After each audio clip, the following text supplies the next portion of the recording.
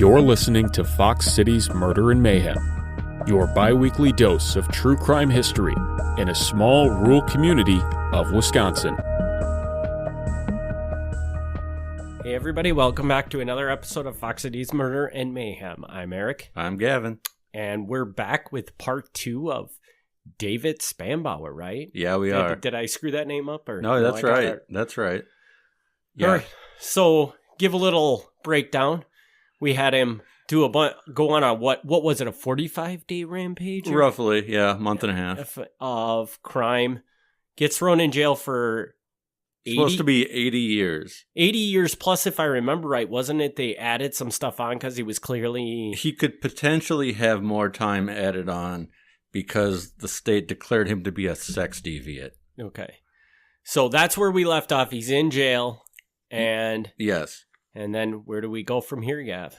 Well, I'm going to step back for a second. Oh, because you got to make the disclaimer again? I am going to make the disclaimer. Well, first of all, yes, the disclaimer. Listener discretion is advised. There are going to be some things that I think are very offensive in this episode. If you are not comfortable hearing stories about sexual assault, this episode is not for you. So be aware of that. I also want to give a shout out because yesterday I had coffee with a Fox City's Murder and Mayhem super fan. Ooh, yeah. We have super fans. Yeah, super fan. And so we chatted about that a bit.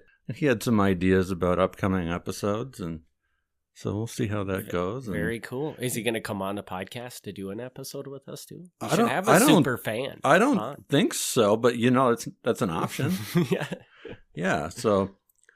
We'll see where that goes. There's a story that he suggested that I really like. I just haven't found the information quite yet. I know the thing happened. I just can't find the information for it. But okay, David Spanbauer. David Spanbauer, part 2. Part 2. So at the end of part 1, Spanbauer is sent to prison for what's supposed to be 80 years, starting in May 1960. So if you do the math on that, he should have been in prison until 2020. That did not happen. That did not happen. Yeah, he got his mental evaluation, and they decided that he was very disturbed, extremely dangerous, and he was a fit subject for commitment under the sex deviant law. So he was supposed to, on top of that 80 years, supposed to get some kind of a modified extension. So... It sounds like that's the end of this guy, but it's not. It is not. But it's not. 3 years after he's in prison, he applies for clemency from the governor. He does not get that. Okay. He does not get that. He starts appealing his case, which you do. Like, that's normal. He argues that he wasn't represented by an attorney at trial and did not know that he had the right to be represented by one. Pretty much that goes through. It gets all the way up to the Wisconsin Supreme Court, and they said, no, that's no good. We told you. You decided you were pleading guilty. You made a full confession. Like, you knew what you were doing. So, no, not okay. Apparently, he has good behavior while in prison. So after 12 years... they grant him Huber privileges, which for people who are not aware, that means you can go out certain hours of the day to go to work. Job, yeah. Right? Yeah. So after 12 years, he had some free time during the day. I don't know what job he had, but apparently he wasn't very good at staying there. So in 1972, he's partially roaming free. Then in August 16th, 1972, he's arrested in Dane County for the abduction and rape of a 17-year-old hitchhiker. The girl was held at knife point in Token Creek Park, which I don't exactly know where that is, but it's somewhere in Dane County. So he's doing this while on Huber? Yeah, while he's supposed to be at work. Holy cow. Yeah. So that's a big no-no. We don't do that. May 1973, a couple months later, goes to trial. He's found guilty. And he's sentenced to, first of all, a revocation of his Huber and any parole possibilities, which is supposed to then reactivate your original charge. So he had, 60 plus years remaining on here.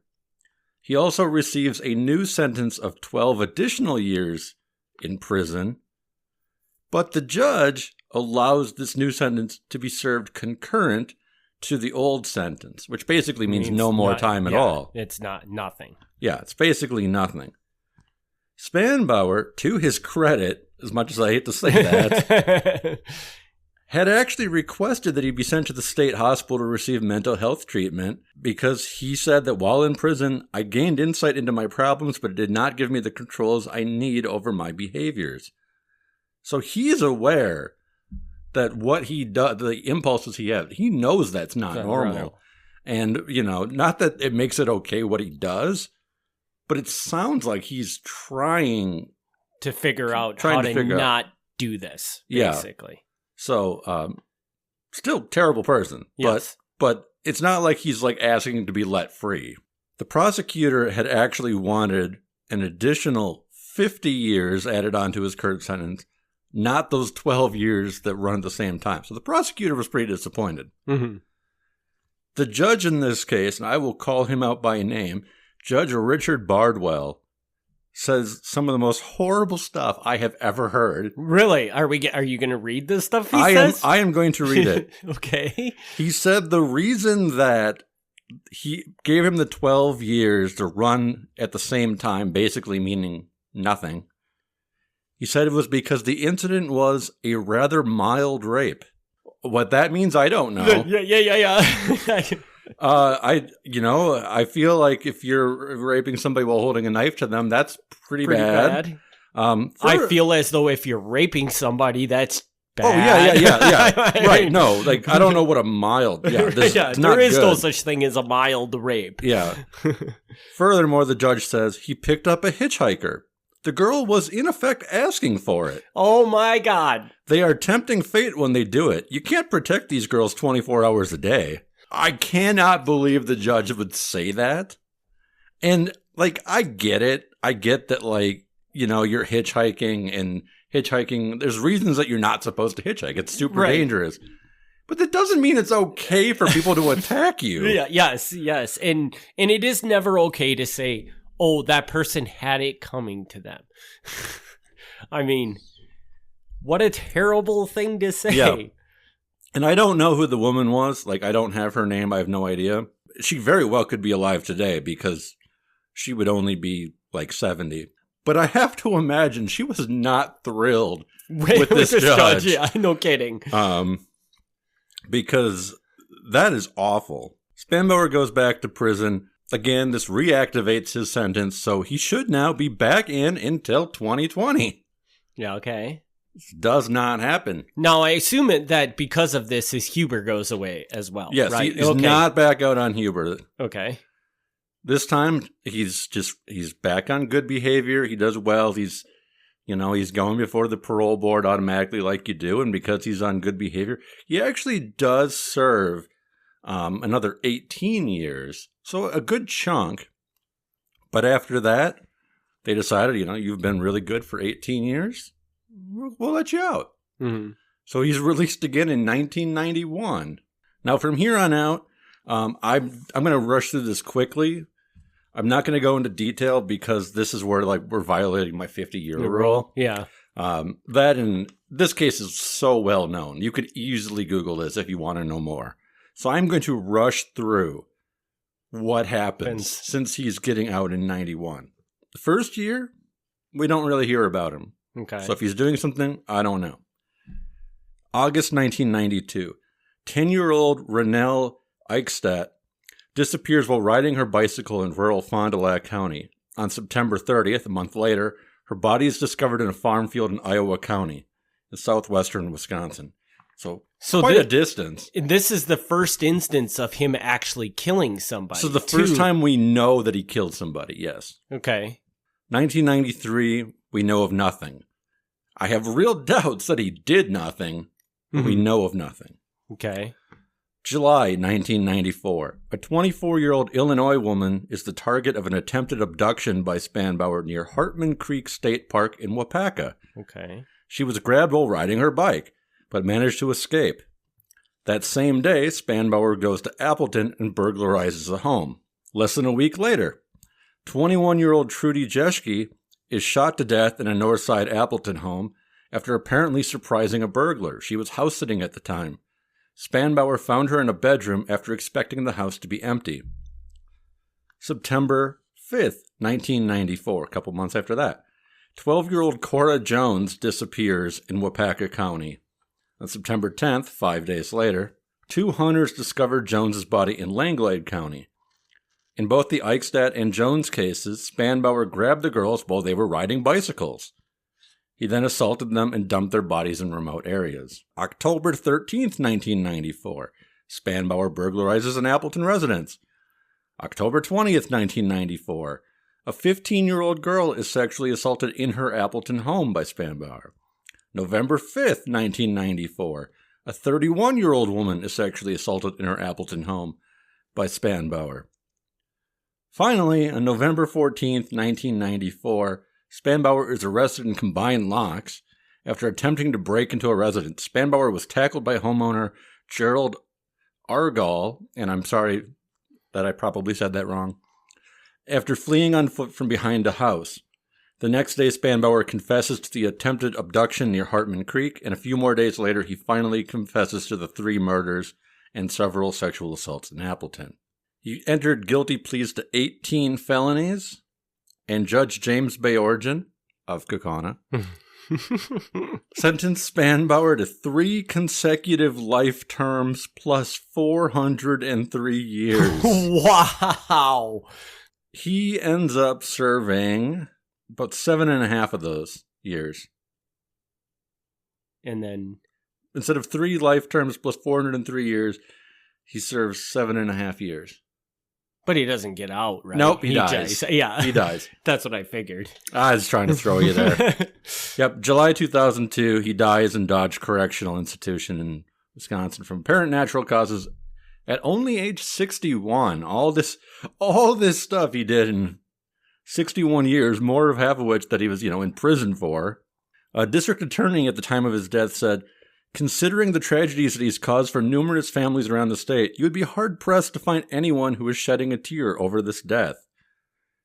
And then the father of Cora Jones, one of the murdered girls, says, "At least my tax money is no longer going to keep him alive. I always look at my check stub at my taxes, and I always knew that I was paying for health care for the guy who killed my daughter. There will be a party tonight." Wow. Yeah. But a very reasonable response. Yeah, totally. So like I said, I want to breeze through that last part because that's the part that I think people are most familiar with. And that's the part that we're most familiar with. Yes, totally. But yeah, like in addition to the 1960s stuff, he was out in between then. And if they wouldn't have caught him right away, he probably would have gone on another spree. I mean, he was only out on Huber, so I mean, how much damage can he really do on but Huber? Apparently he can. Yeah. The weird thing about this story that I find extremely interesting is that obviously when he gets out, he has no self-control. Whatever right. this desire, whatever that causes him to do these things, he cannot control it. Right. But for some reason, when he's in prison, he's just fine. It seems that way. And that just is weird to me, right? That doesn't seem to make sense. I mean, it is weird. I don't, I can't claim to be an expert on his mental health. But I mean, I guess in prison, you don't have a lot of opportunities to break into houses and assault underage women. I don't know. I guess. But yeah, it's, but no, I agree. I mean, you'd think he would have some kind of violence in prison or something. Yeah. I mean, even just something because he's having these urges and he can't, crave them. It's just bizarre. Yeah. And then the other part of this so there's once he gets out, there's a couple gaps there.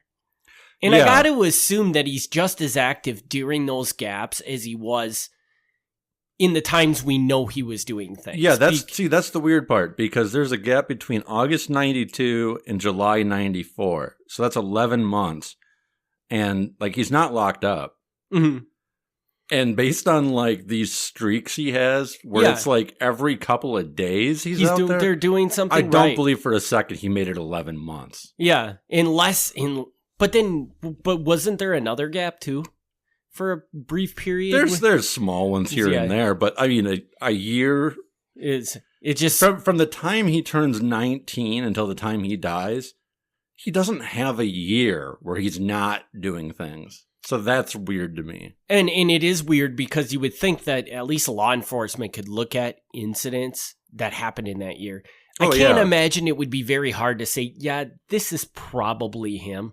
Because I guarantee you when they caught him, they looked back at the unsolved. I guarantee you they did. Yeah, but the fact that they never actually made any connection is really weird. Yeah. So. Yeah, I don't believe he made it a whole year without breaking into a house. I don't buy that at all. Yeah, and 3 murders, and those 3 murders are all within the 1 year. He's getting worse. And that is, I want to point this out, that is really unusual because I don't know how many of our at-home true crime fanatics are like really into serial killers. I'm not so much anymore, but I used to be quite a bit. And if you are, you know that like serial killers, like their murdering sprees generally peak in like their 20s and 30s. And if they can make it past that without getting caught, they'll slow down. Mm-hmm. So the fact that this guy doesn't actually start killing people until he's like 50 years old is really unusual. That is weird. And you know, I'm always a big proponent of, you know, like I feel like our criminal system should be doing more to try and rehab people and, you know, make them able to live in society again. Yeah. And this one story is one that just makes me question that whole thing. Yeah. Oh, no, 100%. You know what I mean? Because this guy spent 18 years in jail and gets out and maybe is able to control himself for a year, but probably not just and then like, what's the trigger point? Because prior he didn't kill anybody. Yeah. I don't know. He gets out and didn't you say like the first incident that we know he did after he got out of prison is a murder, right? It is. Yeah. It's just like, what happened what triggered this that he's like, now I need to kill these people? I don't know. Or maybe that first incident just ended badly. He accidentally killed a person and then got that taste and continued it. You know? I mean, granted, it's a 10-year-old girl. Mm-hmm. So it's not like it takes a lot of. I mean, I'm sorry for listeners at home. This is a sensitive episode, but it doesn't take much for like a 10-year-old girl after you've already attacked her. It's not a big jump to killing her. Yeah, I suppose. Please do not kill 10-year-olds. Yes. But it's I can't imagine it's very hard. But yeah, so I don't know. I don't get it. It's weird. And yeah. As I had said last time, like I'm on the same page as you on that. I don't think it's beneficial to the person or to society to keep people locked up their whole lives. I don't think that's really what the point of the system should be. Right. But yes, if there's any example that's like, but what about this? This is the guy. Yeah. This is the guy because based on this record, there is no point that this guy should have ever been out. Yeah, and the other thing I find really funny about this, because, you always talk about Wisconsin. Yeah. Jeffrey Dahmer, Ed Gein, people like that. It's so funny. I don't think outside of the state of Wisconsin, people know who this guy is. And to me, this guy is just as big of a monster as those two were. I mean, I would agree. I would say he's as big as Ed Gein. Dahmer's hard to top. Yeah. Dahmer's pretty extreme. But no, I absolutely. I mean, but the fact that if he wasn't in prison this entire time, like you could not imagine the amount of damage he would have done. Yeah. And if you look at like Dahmer's history, you can see there's periods of time where he's trying to stop. Mm-hmm. Like they kind of suggest that he took a period where he's trying to get over whatever. Or this guy doesn't seem like he has any care in the world. He is just out there doing day after day after day after day. Right. And that's really, really scary. Oh, he's extremely scary. And it's extremely scary, dude. And like, I don't know. Yeah. Why he's not more known outside of Wisconsin, I don't know. But there's people in Wisconsin that aren't well known. I can't think of his name. That's how not well known he is. I think his last name is Van Dyke. But there was a guy who was a serial killer in Milwaukee. But then Dahmer ended up getting caught shortly after he was caught. And suddenly everybody forgot this guy. Forgot about him completely. So they had 2 big serial killers at one point in time. Yeah. At the same time. At the same time. Scary. Yeah. Yeah. Yeah. And then there's the other one who came in Milwaukee a little bit later than Dahmer, who they now call the North Side Strangler. Mm. And people don't really, I mean, he comes up. He's dead now too, but he comes up. But he didn't get as much coverage. And this is just my opinion. I can't back this up with facts. He didn't get as much coverage because he was black and he was killing in black neighborhoods. Right. So yeah. That may not be true. That may not be the reason why, but I think that's probably part of the reason why. That plays a big role in it, at least. Yeah. Well, and you look at serial killers. Serial killers always need to have, Jeffrey Dahmer's eating people. Mm-hmm. Ed Gein's turning people into lampshades. You know, it's not even about how violent of criminals they are. It's just the weird. It has to be the weird thing that they're doing. Yeah. Yeah. And really. Yeah. And Ed Gein, for people who don't know, like Ed Gein, he's often lumped into like the serial killer category. He is not a serial killer. Like, he killed 4 people, right? At most. Yeah. Like I think there's 2 confirmed. Like, all that nasty lampshade stuff in his house, he got that from digging up graves. Okay. So, like, not that makes it better. like, please don't do that either. But he's not going out there killing people to turn them into taxidermy. That is not what he was doing. Right. But yeah, this is, and, obviously I knew this story going into it, or at least I knew that after part of it. But I had no idea how terrifying of a person this is. Oh yeah, no, neither did I. I'm not gonna lie. I didn't know. I would say I didn't know half of it. I didn't probably even know 10% of it. Yeah, because the time that we grew up in, the only reason I knew about it growing up is because this guy tackling him in his backyard in Combined Locks, which is like less than 10 miles down the road from where we grew up. Mm-hmm. So. Like, that's a big frickin' deal. Like, yeah, that was big news, and I totally remember it. And I mean, if anybody knows me, I don't watch the news. I don't pay attention to anything. So the fact that I remember it means everybody remembers. Oh yeah, but this, so I don't want to give away our ages on here, but I'm going to do it. Well, I think you did in the last podcast, so it's okay. Okay. Well, anyway, so when he was finally caught, we were both 13, mm-hmm. And so yeah, like this is something that's going to go around. Like this is now parents are going to be like, hey, there was this guy in Appleton kidnapping children off of their bikes, like in daylight. Like, I don't remember ever getting a talk from my parents being like, please don't ride your bike. Like, I don't remember that. That did not happen. But you can see how that could just like chill the entire community. Right. And it's so weird because I don't remember there being like movements or anything around the time to be like, we can't let our kids just run around and do whatever, because that's what we did when we were kids. That's what we did. And we just went out and we did our thing, and we just had to be home by a certain time. Yeah. And I don't remember after this happened a period of any sort of, hey, No, neither do I. It was like this happened and it was just done and over with and nothing. Yeah. Neither do I. And it's kind of weird looking back on it now, because even though they didn't know who it was until he got caught, I have to assume they were piecing together that these abductions and break-ins could all be connected. And they're like, we have a scary monster running around the streets right now. Right. And that's, wow. Back in the day when we didn't, when our kids weren't scared of everything and our parents didn't care. Yeah. So, well, I hope for everybody, even though, like you said, a lot of people know this story. I don't think a lot of people know this story at all. Yeah, what I knew is that this old guy had kidnapped and killed a few kids. That was the part that I knew. I didn't realize that there was like a 30-year thing running up to that. Yeah, so did you just decide you were going to look into this story, or did somebody say, oh no, this guy started back in the 60s?